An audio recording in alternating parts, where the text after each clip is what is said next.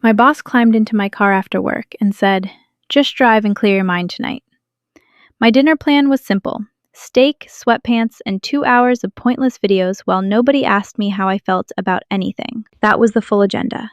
I was sitting in my car in the office parking lot at 6:18 on a Thursday, tie already loosened, phone in the cup holder, mentally calculating whether I had enough charcoal left at home. I had survived budget reviews, 3 meetings that could have been emails, and Derek Collins explaining for 20 minutes why his strategic instincts deserved a larger bonus. I was ready to disappear. Then my passenger door opened. Before I could say a word, Claire Bennett slid into the seat beside me like she owned the car, the parking space, the building, and possibly the weather. "Drive," she said. I stared at her. Claire was my boss. Technically, she was everyone's boss, CEO of the company. 41. Sharp as a blade in the conference room, famous for making vendors sweat without raising her voice. At work, she had a way of looking at a spreadsheet like it had personally disappointed her. In my passenger seat, she looked tired, pretty, and way too calm for a woman invading an employee's car after hours. "Good evening to you too," I said. "Do we normally do executive kidnappings on Thursdays?" She clicked her seatbelt. "Only when polite methods fail." "Polite methods? I asked you to dinner twice. You said we should celebrate the Chicago contract sometime." That sounded like a general corporate sentence. It was not general. You also said it in front of finance. I was trying not to scare you. "You're in my car." Yes, new strategy. I looked through the windshield at the half-empty lot. Claire. I was going home. "I know, you go home every night like a retired widower with a grill." That is an ugly accusation, with some accuracy behind it. She turned toward me. "You have avoided every invitation, every coffee suggestion, every after-work drink, and every harmless opening I gave you for 6 months. I held up one finger. "First, I don't drink with executives. Second, I don't date at work. Third, I am very good at going home. I noticed. It's one of your least attractive talents." Least. You have several. That should have been enough to make me laugh. It did a little, but I kept my hand on the shifter and my foot on the brake. "This is not smart," I said. "No," she agreed. "It's dinner. It's dinner with my CEO? It's dinner with a woman who is tired of watching you pretend you don't see her." That landed harder than I wanted it to. I had seen her. Of course I had seen her. I noticed when she paused by my desk a little longer than necessary. I noticed when she laughed at my dry comments, even when they weren't that funny. I noticed when her professional questions had started coming with little personal ones at the end. I had also spent 3 years rebuilding a life that could not be knocked over by one person leaving. I had a townhouse, a routine, a clean kitchen, a freezer full of meat, and no emotional emergencies. It wasn't exciting, but it was mine. "Claire," I said carefully, "I'm not trying to be rude." "You're not rude, you're disciplined." Which is worse. Rude men are easy to dislike. You came prepared. I've been patient. It made me unpleasant. You were already a little unpleasant. She smiled for the first time. There he is. I should have told her to get out. I should have said this crossed the line. I should have been the sensible divorced man who understood risk. Instead, I said, "Where exactly am I driving?" She leaned back. "Downtown, near Madison. I made a reservation." "You made a reservation before stealing my evening." "I prefer rescuing." "I had a steak waiting." "I'll buy you a better one." That steak had expectations. So do I. I turned the engine on. Mostly because if we kept sitting there, somebody would notice. "For the record, I'm driving under protest." "For the record," she said, "if you take me to dinner, I won't fire you." I looked at her. That joke is terrible. I know, human resources would burst into flames. Probably. Drive, Jake. So I drove. If I had known that one ridiculous car ride would turn my quiet little life into a board-level problem, I might have stayed in park.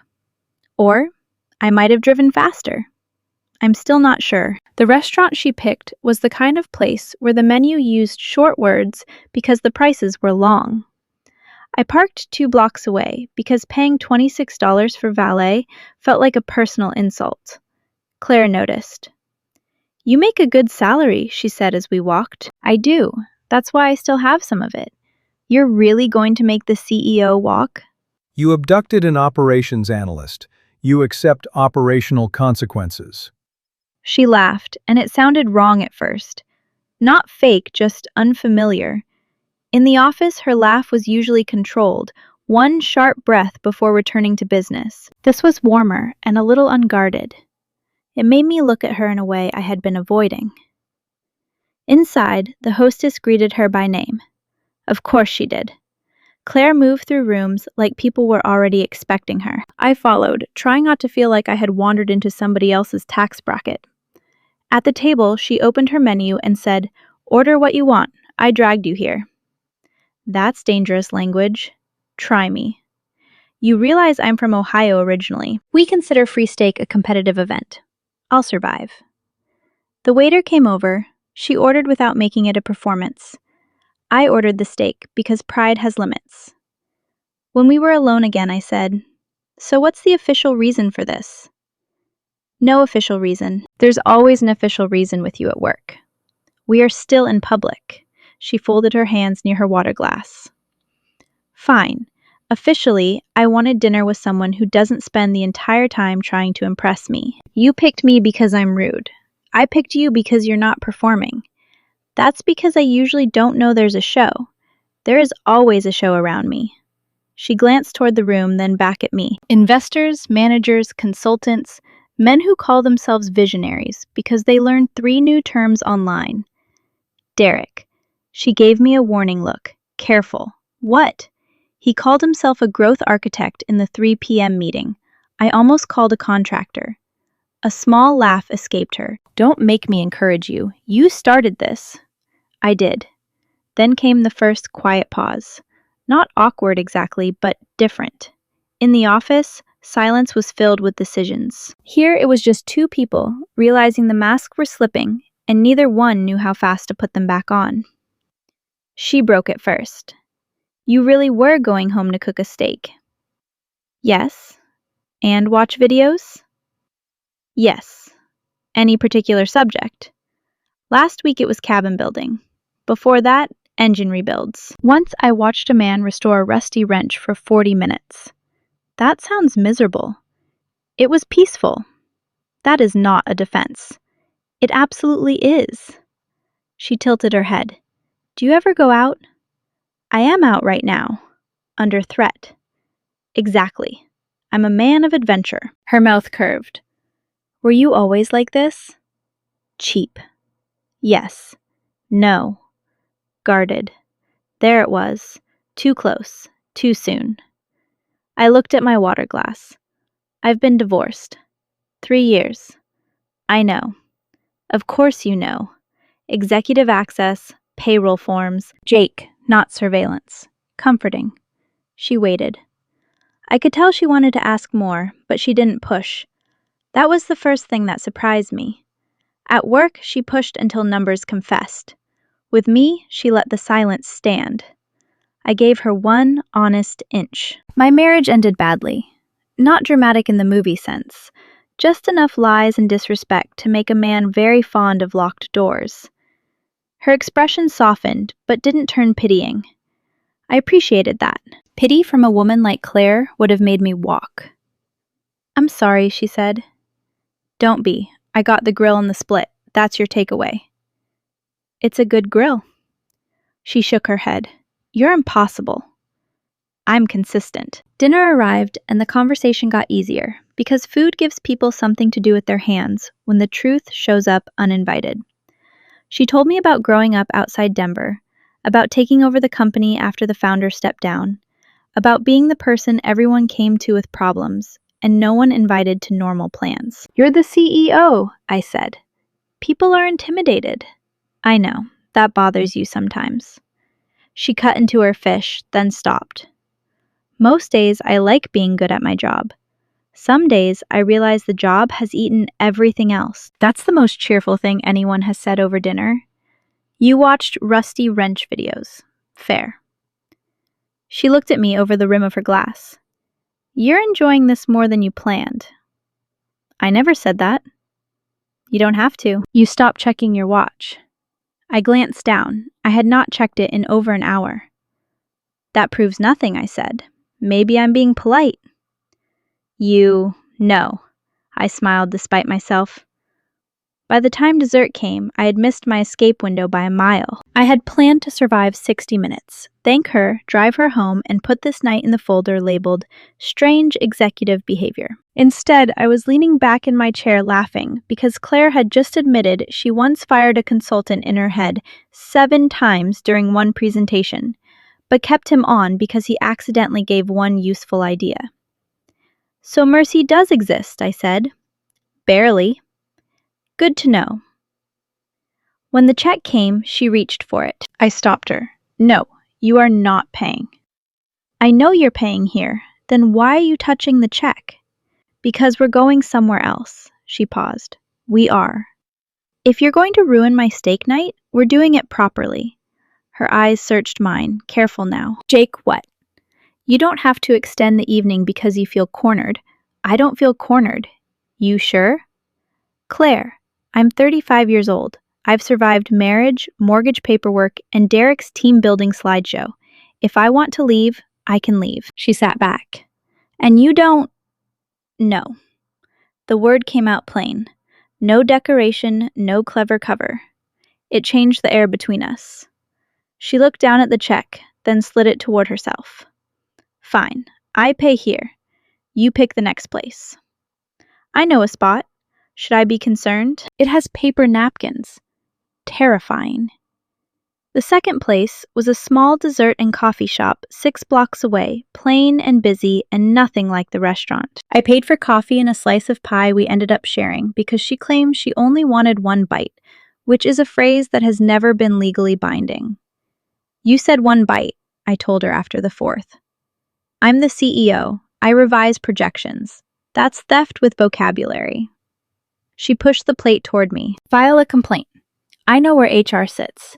HR fears me. I believe that. We talked until the staff started stacking chairs.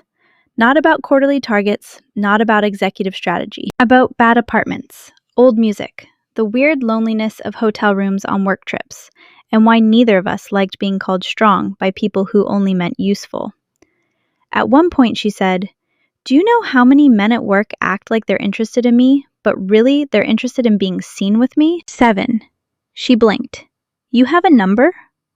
I sit near the coffee machine. People reveal themselves around coffee. That's unsettling. Use your powers for good. And you, she asked. What about me? What are you interested in? The easy answer would have been nothing. The safe answer would have been my job. The honest answer sat between us and made me annoyed at myself. I'm interested in getting through tonight without doing anything stupid. That sounds defensive. It is. Good. At least you're awake. I leaned back. You always this direct outside work. Only when I've wasted 6 months being subtle. You call cornering me in my car subtle. Ending, I call it efficient. I laughed. You're dangerous. No, she said softer. I'm tired of pretending I don't want normal things because people expect me to be above them. That line stayed with me on the walk back to my car. When I drove her home, the city had gone quiet in that late evening way where every traffic light feels too bright. She lived in a townhouse not far from downtown. Nice, but not showy. I pulled up at the curb and left the engine running. For a moment, neither of us moved. Well, she said, you survived. I did better than that. She looked over. I kept my hands on the wheel. Thank you for forcing you. For breaking through my bachelor wall with a crowbar. Yes. Her face changed. Not dramatically, just enough to show she had expected a joke and got something honest instead. I thought you'd run as soon as dessert ended, she admitted. I thought I would too. And now I'm wondering when I see you again. She turned fully toward me. Jake, I know. No. I need you to really know. Her voice lost the warmth and picked up the CEO edge again. But there was fear underneath it. The company policy is strict. No relationships between executives and direct reports. Not disclosed, not managed, not tolerated. It exists because the board got burned before. If anyone finds out, this becomes ugly fast. I understand. I don't think you do. I could lose credibility. You could lose your job. People would say you got favorable treatment. People would say I abused authority. They would understand that too. She looked out the windshield. I can't be careless. Neither can I. And if we do this, even dinner, even coffee, even one more night, it has to stay private. That sounds lonely. It's practical. Those two are cousins. Her mouth lifted, but she didn't laugh. I turned the engine off. That made her look at me. I'm not asking you to risk everything because I enjoyed pie, I said. But I'm also not going to pretend tonight didn't happen. I want to see you again. Somewhere away from work, away from people, away from Derek and his tragic suits. That got the laugh. My backyard, I said. Saturday. I cooked the steak you stole from me. You're inviting your CEO to your house? No, I'm inviting Claire. She was quiet for a long second. Then she nodded. Saturday, 6:30. I'm punctual. Of course you are. She opened the door, then looked back. And Jake. Yeah, no office flirting. I didn't know I was flirting before. You weren't. That was the problem. She got out and walked to her door without looking back until she reached it. Then she raised one hand and went inside. I drove home with my uneaten steak still waiting in the fridge and the uncomfortable feeling that my safe life had developed a crack. Saturday, I cleaned my place like a man expecting a health inspection. Not because it was dirty. I live alone, not like a raccoon. But Claire Bennett was coming to my backyard, and suddenly every chair looked too casual, and every plate looked too single. At 6:27, she texted, I'm outside. I don't know if I'm supposed to knock like a normal person or issue a corporate memo. I opened the door before she could decide. She stood there with a paper grocery bag in one hand and an uncertain look that did not belong to the woman who ran board meetings. You brought supplies, I asked. Salad? That's bold. I was planning masculine denial. I assumed. Come in. She stepped inside and looked around, not judging, just taking in the quiet. My townhouse was simple. Kitchen, living room, patio, out back. No decorative pillows with inspirational lies on them. This is very you, she said. Is that praise or an incident report? It's calm. That sounds like praise from a busy woman. It is. In the backyard, I had the grill ready. She put the salad in the kitchen and came out holding 2 glasses of water like she had assigned herself a job. You don't have to help, I said. I know. That's why I'm helping. You're bad at relaxing. Terrible.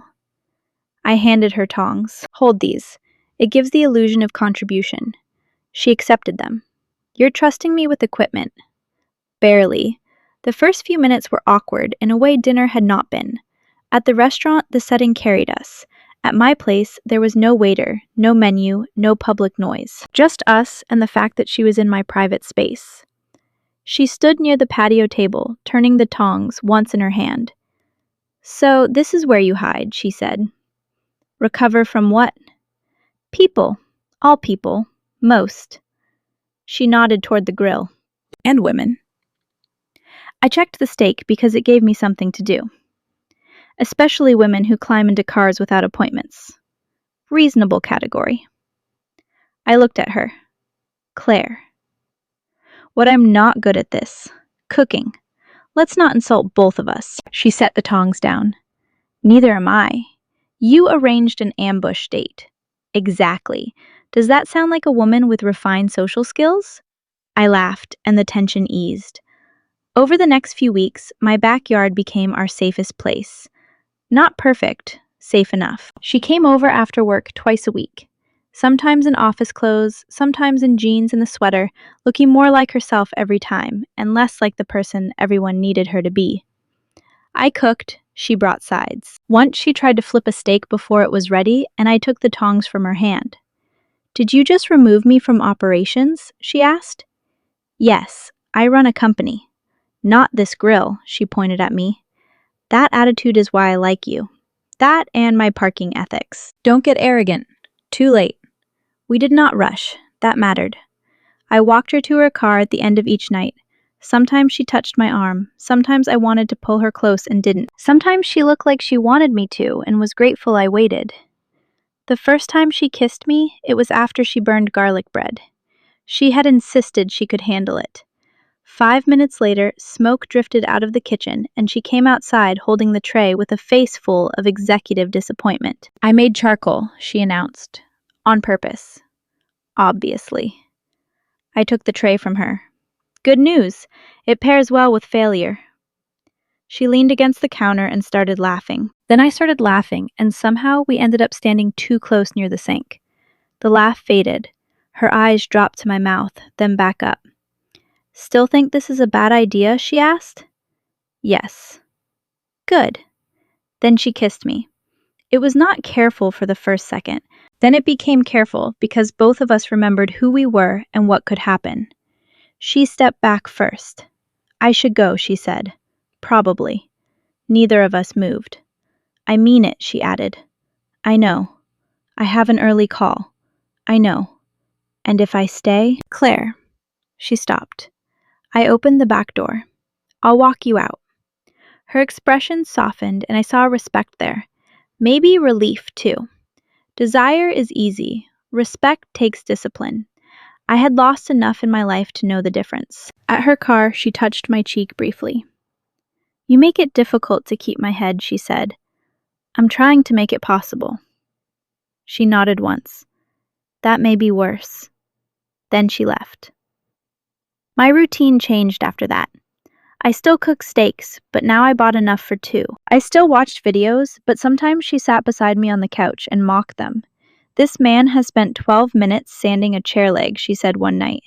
It's a delicate process. It's a chair leg. You don't respect craftsmanship. I respect results. That explains the board meetings. She nudged me with her foot. Careful, analyst. Yes, boss. She looked at me when I said it, and we both knew I would never call her that in the way other men did. Not to flatter, not to climb, not to win points. That was part of why this worked. At the office, I gave her clean numbers, honest pushback, and no worship. At home, she gave me the woman behind the title, and I tried not to treat that like a miracle, because miracles make people stupid. Still, the risks crept closer. At work, we were careful at first. No lingering, no private jokes, no eye contact longer than necessary. I did my job, she did hers. In meetings, she challenged my projections like she always had. Once Derek Collins smirked from across the conference table and said, Jake seems very confident in his forecast lately. I looked at the spreadsheet. That happens when the math works. A few people coughed into their coffee. Claire didn't smile. She just said, Move on, Derek. Derek was my corporate rival, though I hated using a term that dramatic for a man who wore ambition like cologne. He was senior business development, always circling executive attention, always presenting himself as the bold one, while other people cleaned up the details. He had wanted the strategy director role I was being considered for. He believed confidence should beat competence. Sadly for him, numbers kept disagreeing. After that meeting, he caught me near the copy room. You're getting sharp lately, he said. I was dull before. You know what I mean. I rarely do. He leaned one shoulder against the wall. Claire's been giving your team a lot of visibility. My team earned it. Sure. He smiled. Just saying. Visibility cuts both ways. I picked up my papers from the printer. Then stand somewhere flattering. His smile thinned. Funny guy. Occasionally. Put it in my review. I walked away, but I felt his eyes on my back. That evening I told Claire in my kitchen. Derek is sniffing around, I said. She set plates on the table. He always sniffs. He thinks it's strategy. He mentioned visibility. Her jaw tightened. Did he accuse you of anything? No. He inflated himself near the printer. That sounds painful. For him or the printer. She almost laughed, then didn't. We need to be more careful. We are careful. We're comfortable. That's different. She was right. The problem with private happiness is that it starts to feel normal. You forget the fence around it. You stop checking every angle. You convince yourself that because the feeling is clean, the world will treat it cleanly. The first real mistake happened on a Sunday afternoon. We had been seeing each other for almost 3 months.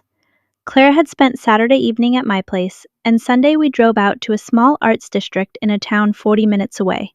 Far enough, we thought. Low risk, we thought. Famous last words from two adults with functioning careers and temporary stupidity. We walked through a few shops, bought coffee, and stopped near a small public courtyard where a local band was playing. She was relaxed in a way I rarely saw. She slipped her hand into mine. I looked down. She started to pull away. Sorry. I closed my hand around hers. Don't. Her smile was small. You sure? No, but don't. We stood there like normal people for 15 minutes. That was all. 15 minutes of nothing scandalous, holding hands, laughing, her leaning against my shoulder once when a kid ran past and nearly hit her with a paper bag. Then I saw Derek across the street. He was standing near a parked car with his phone in his hand. For a second, I told myself it couldn't be him. Then he lowered the phone and smiled. Claire felt my hand change. What, she asked. Derek. Her face went still. He lifted his phone slightly, not waving, not hiding, just showing us he had seen enough. I turned to Claire. We leave now. She nodded. We walked back to my car without rushing. I opened her door, then got in and pulled out carefully. Neither of us spoke until we were on the main road. How bad, she asked. He took pictures. She looked straight ahead. Us holding hands at least. Maybe he won't use them. I gave her a look. Right, she said. That was cute of me. The next morning, Derek intercepted us before the executive staff meeting. He picked the hallway near the back conference room, where traffic was light, but not empty. Smart enough to pressure us, not brave enough to do it openly. Jake, he said. Claire, interesting weekend. Claire's voice went cold. Not here. Oh, I agree. Somewhere private would be better. I stepped closer. Not enough to threaten, just enough to make him stop enjoying himself. Say what you need to say. He glanced around, then held up his phone. On the screen was a photo of Claire and me in that courtyard, my hand wrapped around hers, her face turned up toward mine. It looked intimate because it was. Claire inhaled once. What do you want? Derek smiled, like he had practiced it. Straight to business. That's why we all admire you. I said careful. He ignored me. The strategy director position is being finalized next week. Jake withdraws. I get your recommendation. Also, so my compensation adjustment gets approved without the usual dramatic budget concerns. Claire stared at him. You are asking me to alter personnel decisions because you followed us on a Sunday. I didn't follow anyone. I happened to see something interesting. 40 minutes from the city, I asked. Amazing. Your hobbies are terrible. His eyes flicked to me. This is not the time to be clever. For you, maybe. He leaned in a little. You two broke policy. I'm offering a quiet solution. Claire's face showed nothing, but I knew her well enough by then to see the effort behind it. Delete the photo, she said, after we understand each other. No, I said. Both of them looked at me. Derek frowned. No, I'm not withdrawing so you can dress up a threat as career planning. His jaw tightened. You think you have leverage. I think you're standing in a hallway trying to make us panic. Jake, Claire said quietly. I turned to her. We should talk privately, not with him. Derek laughed once. That's adorable. You think you get time. I looked back at him. You already have your pictures. Send them or don't, but you don't get to run my calendar. His smile slipped. Claire stepped beside me. My office. 10 minutes. He looked satisfied again, like he had forced movement. Good. No, she said. Not you. Jake. We left him there. In her office, she closed the door and stood behind her desk for a few seconds, palms flat on the surface. This is bad, she said. Yes, I can't pretend it isn't. I know. She looked up. If he sends those to the board, they'll open an inquiry. They have to. Even if nothing improper happened at work, the reporting line is enough. I know, you could lose the promotion. I know, you could lose your job. I know that too. Stop saying you know. What do you want me to say? I don't know. Her voice cracked at the edge, then steadied. That's the problem. I moved closer, but stopped before I reached the desk. This was still her office, still dangerous, still wrong in the eyes of the policy written by people who were not standing in that room. He wants us controlled, I said. If we give him this, it doesn't end. I understand that. Do you? Her eyes sharpened. Don't talk to me like I'm afraid to make hard decisions. I'm not. I'm talking to you like someone I care about who is being cornered. That took some heat out of her. She looked toward the door. I have spent 15 years making sure no one could say I earned my seat the wrong way. One photo, and they'll say it anyway. Some will.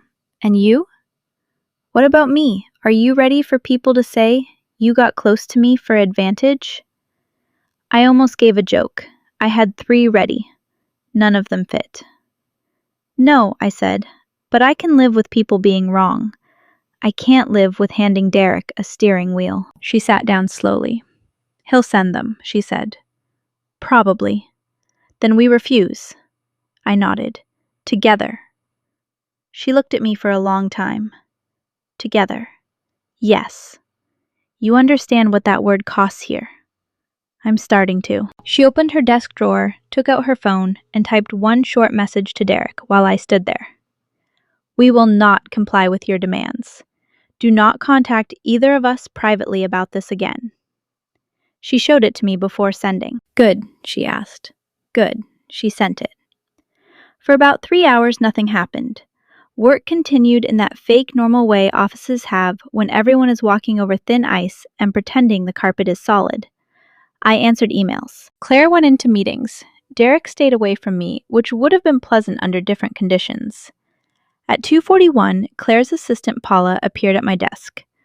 Paula was in her 50s, sharp-eyed, calm, and impossible to impress. She had once told a visiting investor to wait because money doesn't outrank manners. I respected her deeply.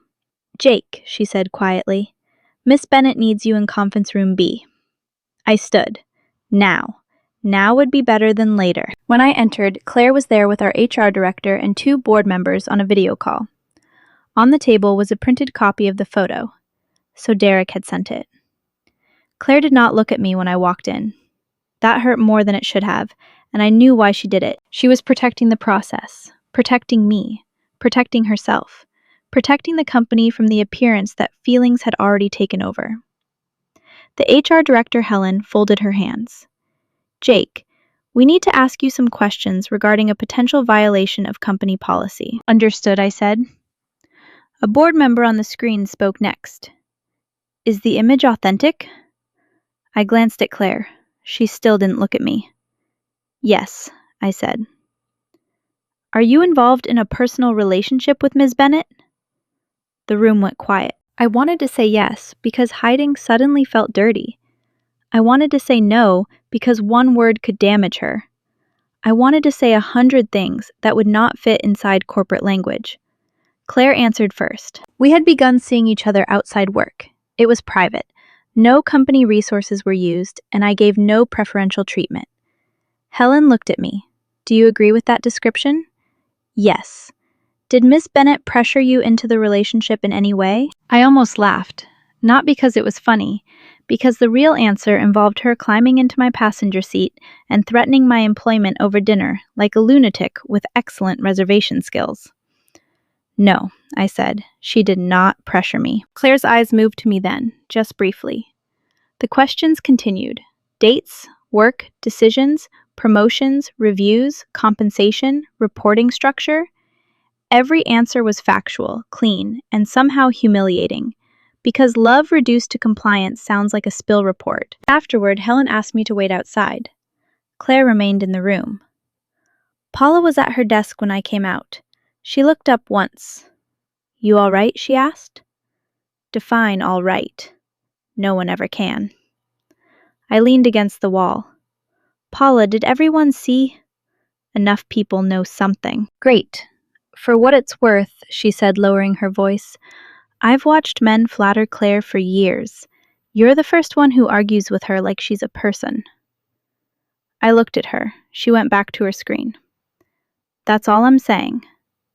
The company moved fast. By the end of the day, Claire and I were instructed to have no private contact while the board reviewed the situation.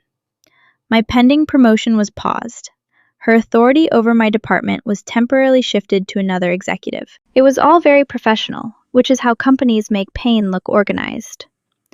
That evening, I drove home alone. The steak in my fridge looked ridiculous.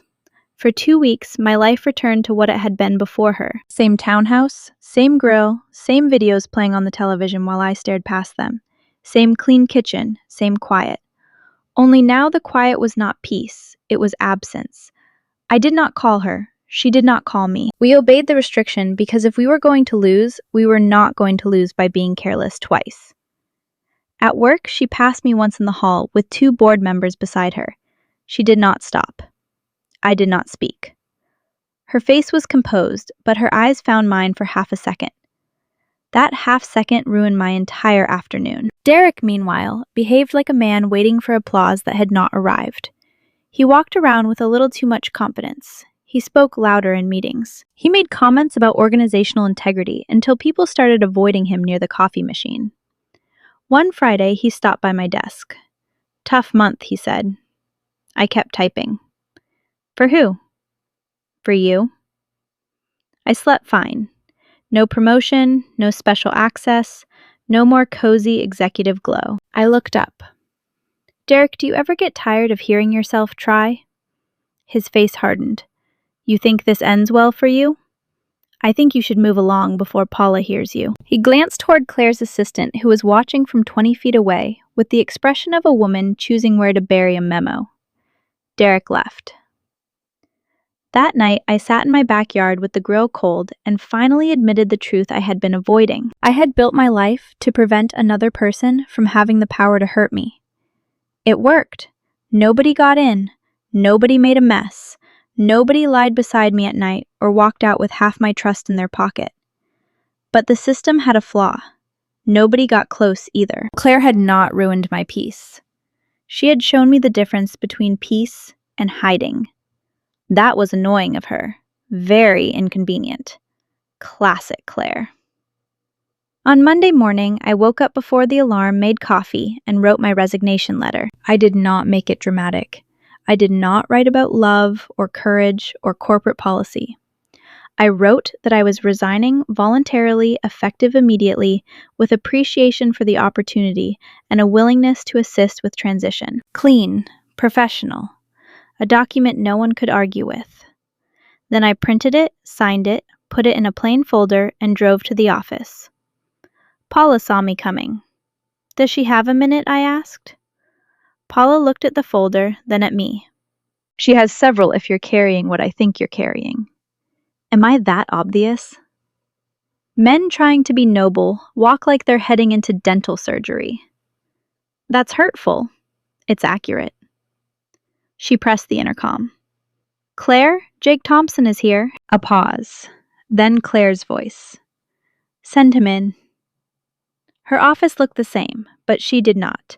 She stood behind her desk, controlled as always, though tired around the eyes. There were papers stacked beside her laptop, a half-finished coffee, and the kind of silence that comes after too many meetings where everyone pretends concern is not politics. Jake, she said. Claire, we're not supposed to meet privately. I won't be your employee much longer. Her eyes dropped to the folder. No, she said immediately. I walked to her desk and set it down. I haven't even opened it. I know what it is. Then this will be efficient. Don't joke. I'm trying not to make it worse. You resigning makes it worse. No, me staying makes it impossible. She came around the desk. You have a strong position here. You earned that promotion. You built the analytic system from nothing. You cannot throw away your career because of me. I'm not throwing it away. You are resigning. Yes, that is usually what throwing away looks like. I almost smiled. She was angry because she was scared. That made two of us. I've already had 2 calls, I said. One with a former client. One with a recruiter I should have called a year ago. I'll work again. That's not the point. It's part of the point. You love that job. I liked that job. Jake, I love you. The room went quiet. There it was. No candlelight, no perfect timing. Just a man in an office with a folder on a desk saying the sentence he had been avoiding because once it was out, he could not retreat to steak and videos like nothing had happened. Claire looked at me like I had handed her something too heavy. Don't, she whispered. Too late. You don't have to say that because you're leaving. I'm leaving because it's true. Her eyes filled. She turned away fast, angry at the tears before they even fell. I am not worth you losing a safe life, she said. I stepped closer, but did not touch her. My safe life was a locked room with good cookware. That sounds like you. It was very efficient. A broken laugh came out of her. Then she covered her mouth. I waited. She lowered her hand. What if you regret it? Then I'll have to live with the decision I made like an adult. What if I regret it? Then you'll tell me. What if this damages everything I built? Then we handle what's real, not what Derek wanted us to fear. She wiped her cheek, annoyed with herself. You make it sound simple. It is not simple. It's just clear.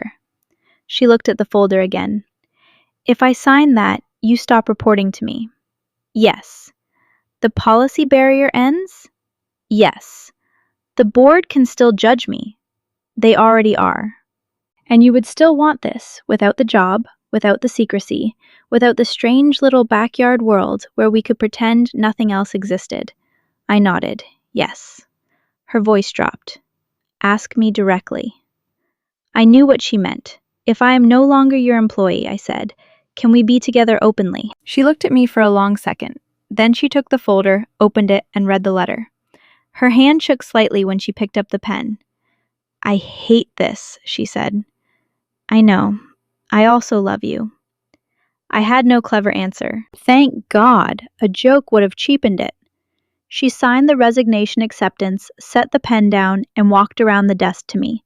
For once she moved first, without strategy, without permission from the room, without checking the door. I met her halfway. The kiss was not careful this time. It was relieved, sad, happy, and overdue. It carried every stopped conversation, every quiet drive, every night we had ended early because one of us still had a foot on the brake. When we separated, she rested her forehead against mine for 1 second. You are unemployed, she said. I prefer available for better opportunities. She laughed through the last of her tears. Idiot. Former employee idiot. That does help. A knock hit the door before either of us could move away. Paula opened it just enough to peek in. Her eyes flicked to our faces, the folder and the signed page. Well, she said, conference room rumor traffic is heavy. You may want to decide whether you're hiding or walking. Claire looked at me. I took her hand. Walking. She squeezed once. Walking. We stepped into the corridor together. The office had that strange, electric hush of people pretending not to stare.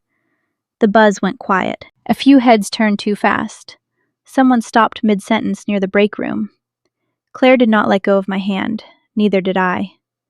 We made it halfway down the hall before Derek appeared from the side corridor, practically glowing with expectation. Well, he said loudly enough for nearby people to hear. This is interesting. I assume the board meeting didn't go well. I stopped. Claire stopped beside me. Derek looked at our joined hands and smiled wider. Still not very careful, are we? I said. I resigned. His smile froze. What? I resigned voluntarily. Effective immediately. Claire signed it 5 minutes ago. He looked from me to her. That doesn't erase what happened. No, Claire said. Her voice was steady now, but it removes the reporting conflict. The board has the facts. You no longer have leverage over either of us. Derek's face tightened. You think people will just accept this? I shrugged. People accept a lot when the alternative is listening to you explain integrity. A low sound moved through the hallway. Not quite laughter. Close. Derek flushed. "You're making a mistake, maybe," I said. "But it's mine." Claire looked at him like he was a meeting she had decided to end. "Any further concerns go through HR, not hallway performances." Paula, standing behind her desk, added, "I can print the form if you need help finding the process." That time, people did laugh. Derek's mouth opened, then closed. He stepped back. There is a special kind of defeat that happens when a man realizes the weapon he polished all week has turned into office clutter. Derek wore it poorly. Claire and I kept walking. I expected silence. Instead, someone started clapping. It was Brian from finance, a big guy with a soft voice who had once told me my spreadsheet saved him from a weekend of despair. He clapped twice, then looked embarrassed. Then Paula joined, then a few more. It spread awkwardly at first, then warmly. Not like a movie, not perfect, but human. Claire looked straight ahead, but her grip tightened. At the elevator, she turned to the office. "I'll address the company after the board completes its review," she said. "Until then, get back to work. We still have clients." A few people laughed again. The elevator doors opened. We stepped inside together. As they closed, I looked at her. "You realize you just told people to get back to work during our grand exit? I am still the CEO." "Good point. And you are still unemployed." "Temporarily," she smiled. "Just drive." I looked at her hand in mine. "Where?" "My place first, then yours, then we figure out dinner. Like normal adults who have made a mess." "That sounds ambitious." "It is." "Good," I said. "I'm getting bored with safe." The board review lasted another month. It was uncomfortable, formal, and full of careful language. Claire kept her job. There were consequences, but not the kind Derek had hoped for. She had to recuse herself from certain past personnel matters. The company revised its disclosure process. People talked, then moved on, because offices always need a new subject by lunch. Derek did not get the strategy role. He left 3 months later for another company, where, according to Brian, he could pursue his passion for being someone else's problem. I took a job with a regional logistics firm across town. Better title, better pay, fewer people using Synergy as a personality. My first week there, Claire sent flowers to my office with a card that said, "Try not to argue with everyone before Friday." I called her from the parking lot. "Flowers," I said. "You dislike them?" "I'm a man. I don't know what to do with them." "Put them in water." "That feels like a test." "It is. You're enjoying this very much." 6 months later, Claire moved into my townhouse because her place was closer to downtown, but mine had the backyard. She claimed that was the reason. I knew better. She liked the grow. She liked the quiet. She liked that in my house, nobody needed her to be made of steel. The first night after the move, we stood in the kitchen surrounded by boxes and takeout containers. She looked exhausted and happy in a way that made my chest ache. "This is strange," she said. "Living with me? Living anywhere that feels chosen." I put plates on the counter. "We can still mess it up." She nodded. "Probably." Not the most romantic response. "It's honest." I like honest. "I know." She leaned against my shoulder. "Are you scared?" "Yes." "Me too." "Good, then neither of us is delusional." She laughed softly. "That may be why this works." A year after that night in my car, I still had my grill. I still watched pointless videos sometimes. The difference was that Claire complained through most of them from the other end of the couch, and somehow that made them better. We were not perfect. She worked too much. I got quiet when old fears woke up. We argued over calendars, over cabinets, over whether salad counted as dinner. But we learned to speak before silence became a wall. We learned that privacy and hiding are not the same thing. We learned that choosing someone is not one dramatic moment. It is 100 practical decisions after the dramatic moment ends. Sometimes I think about the man I was that Thursday evening, sitting in his car ready to go home to steak-and-solitude, like that was a life plan. He thought safety meant nobody could reach him. Then Claire Bennett opened my passenger door and ruined everything. Best thing that ever happened to me.